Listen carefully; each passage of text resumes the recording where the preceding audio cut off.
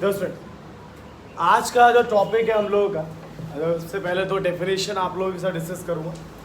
इन दो डेफिनेशन में जो सबसे पहला डेफिनेशन यहाँ पे बोर्ड पे लिखा हुआ है, that is एम्बीडेंटेड ligand. This friends, एम्बीडेंटेड ligand का मतलब एग्जांपल के थ्रू मैं आपको देता हूँ।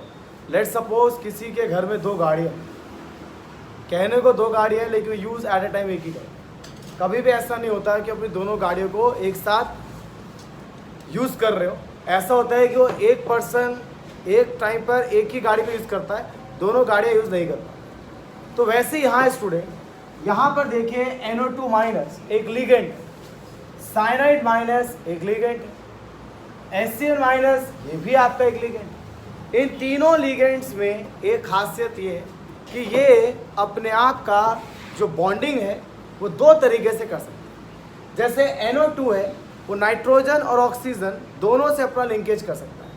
साइनाइड है, वो कार्बन और नाइट्रोजन दोनों से अपना लिंकेज कर सकता है, लेकिन एट अ टाइम वो किसी एक से ही लिंक करे। इसके पास प्रेजेंट तो दो एटम्स जिसके थ्रू ये अपने आप को बॉन्ड फॉर्मेशन कर सकता है मेटल के साथ, लेकिन एट अ टाइम किसी एक ही एटम के थ्रू ये बॉन्ड का फॉर्मेशन करता है। जैसे NO2 माइनस है, इस पे दोनों एटम्स हैं, नाइट्रोजन भी ऑक्सीजन भी, लेकिन जब ये मेटल के साथ जुड़ेगा, किसी भी मेटल के साथ जुड़ेगा तो आइदर नाइट्रोजन यूज़ करेगा या आइदर ऑक्सीजन यूज़ करेगा, दोनों को यूज़ नहीं कर सकता। तो वही यहाँ लिखा हुआ है। अच्छा, एक ही यूज़ कर सकता है, तो ये तो आपका यूनिडेंटेड वन, याद लास्ट में बताया। यूनिडेंटेड मतलब होता है जो एट अ टाइम एक ही बॉन्ड बना सके। ये एट अ टाइम एक ही बॉन्ड बना सकता है, लेकिन इसके पास है दो एटम जो कि एट अ टाइम बॉन्ड बनाने की एबिलिटीज रखते हैं, पर बनाएगा एक ही के थ्रू। वही यहाँ लिखा है स्टूडेंट्स, क्या लिखा है? यूनिडेंट। क्या लिखा हुआ है? Unidentate ligand. वो यूनिडेंटेड लिगेंड जिसके पास एक से ज़्यादा कोऑर्डिनेटिंग एटम्स होते हैं, लेकिन एट अ टाइम वो एक ही को यूज करता है तो एक से ज़्यादा है, तो नाइट्रोजन से लिंक करने की एबिलिटी है, तो ऑक्सीजन से भी लिंक करने की एबिलिटी, लेकिन वो एट अ टाइम किसी एक से ही लिंक करता है, इसलिए इसका नाम यूनिडेंटेड दिया गया है। तो यूनिडेंटेड मतलब होता है एट अ टाइम एक बॉन्ड बना, बॉन्ड तो एक ही बना रहा है, पर है इसके पास दो एटम जिससे ये बॉन्ड बना सकता है। Is it clear? चलिए आगे देखिए, what is the coordination number. Coordination number का मतलब होता है स्टूडेंट, स्ट्रेट फॉरवर्ड में यहाँ पर डेफिनेशन लिखा हुआ है, कितने कोऑर्डिनेटिंग बॉन्ड बन रहे हैं। जैसे यहाँ देखिए, सिल्वर के साथ मैंने CN2 लिखा, दो साइनाइड, तो दो साइनाइड, तो एक CN इधर और एक CN इधर। अब देखिए स्टूडेंट, ध्यान रखिएगा, साइनाइड आपका एम्बीडेंटेड लिगेंड्स में से, एम्बीडेंटेड जो किसी एक ही एटम के थ्रू अपने आप को बॉन्ड बनाता है, लेकिन अवेलेबल कितने उसके पास? दो। अवेलेबल कितने हैं? दो। ये कार्बन से भी लिंकेज कर सकता है, ये नाइट्रोजन से भी लिंकेज कर सकता है, पर एट अ टाइम किसी एक के थ्रू ही लिंकेज करना पसंद करता है। तो स्टूडेंट्स यहाँ देखो, एट अ टाइम कितने बॉन्ड्स यहाँ सिल्वर के राउंड है? दो। तो इसका जो कोऑर्डिनेशन नंबर हो गया वो क्या हो गया? अब यहाँ देखिए, क्रोमियम के राउंड कितने वाटर मॉलिक्यूल्स हैं? 6। तो क्रोमियम के राउंड में ऐसे रफली स्ट्रक्चर आपको बता रहा हूँ कि क्रोमियम के अराउंड आप देख रहे हैं यहाँ पर कितने वाटर मॉलिक्यूल्स हैं? 6। तो आप देखिए कितने बॉन्ड बन रहे हैं? 1 2 3 4 5 6। तो आप कहेंगे कि आप कोऑर्डिनेशन नंबर क्या होगा? 6। क्या होगा? 6। तो बच्चे कई बार ये याद रख लेते हैं, जितने लिगेंड उतने कोऑर्डिनेशन। बच्चे याद कर लेते हैं कि यहाँ 2 लिगेंड है, 2 कोऑर्डिनेशन नंबर, यहाँ 6 लिगेंड है, 6 कोऑर्डिनेशन नंबर, यहाँ 3 लिगेंड है, 3 कोऑर्डिनेशन नंबर, पर यहाँ पर 3 नहीं है, यहाँ 6 कोऑर्डिनेशन नंबर। क्यों? क्योंकि स्टूडेंट्स आपको लास्ट क्लास में जब C2O4 माइनस बताया गया था, तो ये बताया गया था बाइडेंटेड। कैसा ये? बाइडेंटेड। और बाइडेंटेड वो होता है जो एट अ टाइम कितने बॉन्ड बनाता है? 2। तो अगर ये एट अ टाइम 2 बॉन्ड बनाएगा और 3 परसेंट है, टोटल 6 बॉन्ड बनेंगे ना। ये तो यूनिडेंटेड है, एक बॉन्ड बना रहा है, ये भी यूनिडेंटेड है, एक बॉन्ड बना रहा है, तो कितने बॉन्ड बने? 1 2 3 4 5 6। लेकिन आप इसको देखोगे तो एट अ टाइम कितने बॉन्ड बनाता है? 2 और 3 परसेंट है, तो टोटल कितने बॉन्ड बनेंगे? 6 बनेंगे। इसलिए यहाँ पर आपका जो कोऑर्डिनेशन नंबर है वो क्या रहेगा? 6। तो इस चीज़ का ध्यान रखिएगा, ऐसा नहीं है कि जितने लिगेंड जुड़े हों उतना ही इसका कोऑर्डिनेशन नंबर होता है। इसलिए मैंने यहाँ लिगेंड के बेसिस पे ना लिख के यहाँ डेफिनेशन क्या लिखा मैंने? कितने कोऑर्डिनेट बॉन्ड बन रहे हैं। कितने कोऑर्डिनेट बॉन्ड बन रहे हैं मेटल के साथ, वही इसका कोऑर्डिनेशन नंबर है। यहाँ 2 बॉन्ड बनेंगे, 2 कोऑर्डिनेशन नंबर। यहाँ पे 6 बॉन्ड बनेंगे, 6 कोऑर्डिनेशन नंबर। यहाँ लिगेंड 3 है, लेकिन तब भी बॉन्ड कितने बनेंगे? 6, क्योंकि ये यूनिडेंटेड नहीं है, ये क्या है? बाइडेंटेड या डाइडेंटेड है। और ये ट्राइडेंटेड होता तो 9 बनते, कोऑर्डिनेशन नंबर 9 हो जाता उसका। तो इस चीज़ का ध्यान रखिएगा, एम्बीडेंटेड लिगेंड वो लिगेंड्स होते हैं जिसके पास है तो 2 बॉन्डिंग एबिलिटी, पर एट अ टाइम वो एक ही बॉन्ड बनाता है, दैट इज कॉल्ड एम्बीडेंटेड लिगेंड। और कोऑर्डिनेशन नंबर का मतलब आसपास कितने बॉन्ड बने, इससे कोई मतलब लिगेंड कितने भी हो सकते हैं, कितने बॉन्ड बने इससे मतलब रहता है स्टूडेंट्स। ठीक है, तो चलिए 2 डेफिनेशन अभी और डिस्कस करेंगे आपके साथ। जो students, what is coordination sphere, what is coordination entity and the counter ion, तीनों चारों टर्म्स एक साथ पूरे लिंक है, तो ध्यान से समझना इसे। ये आपके सामने एक मैंने कोऑर्डिनेशन कंपाउंड लिखा हुआ है।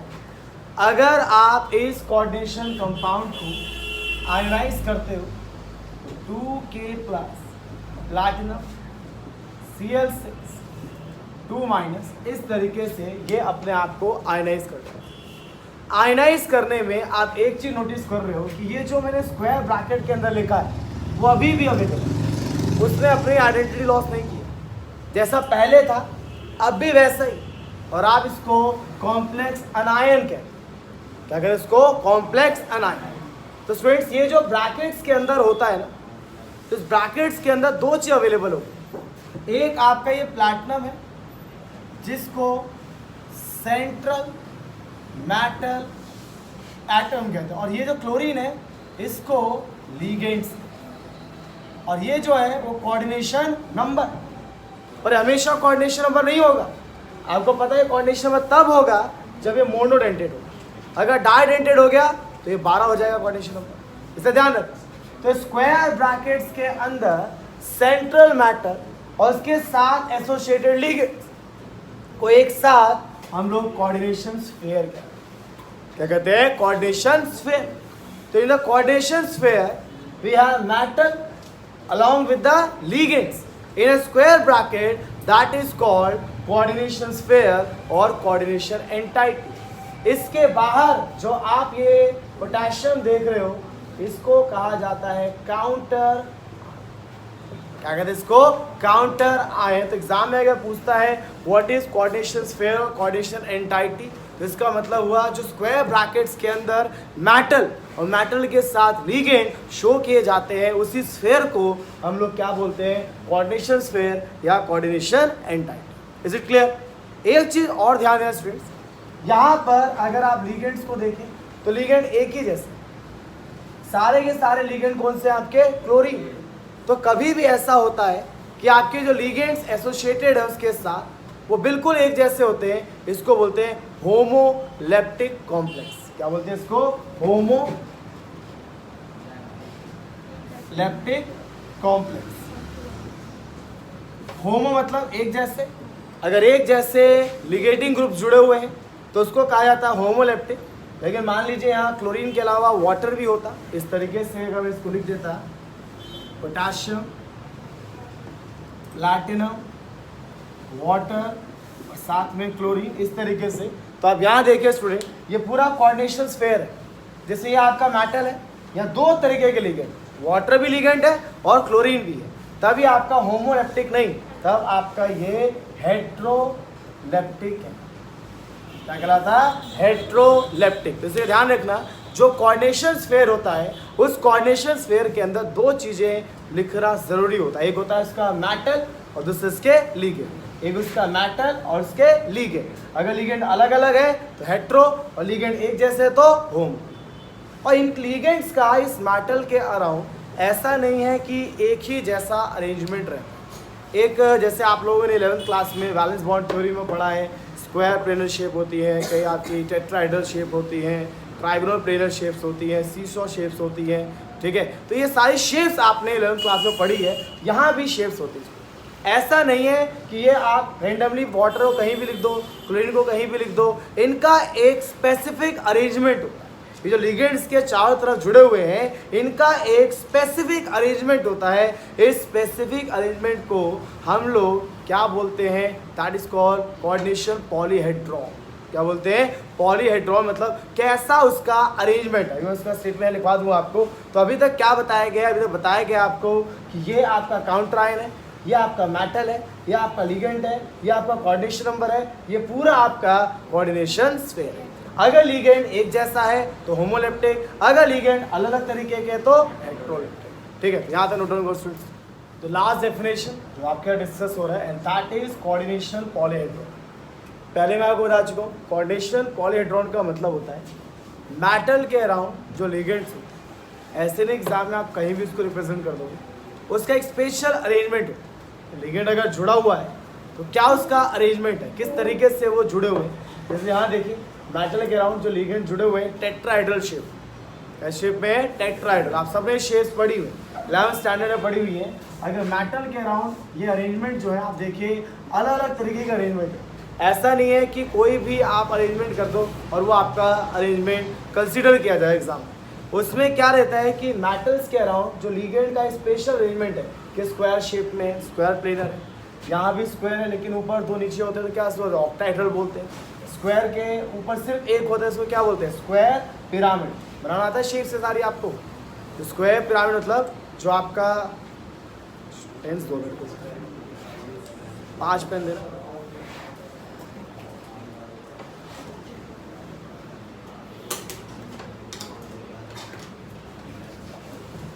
याद सारी शेप्स तो नहीं बट ऑलमोस्ट शेप्स मैं आपको बता देता हूँ।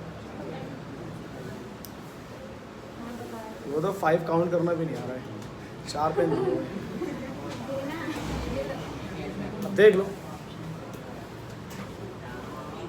देखो भाई ये जो शेप्स होता है इसको बोलते हैं टेट्राहेड्रल। क्या बोलते हैं?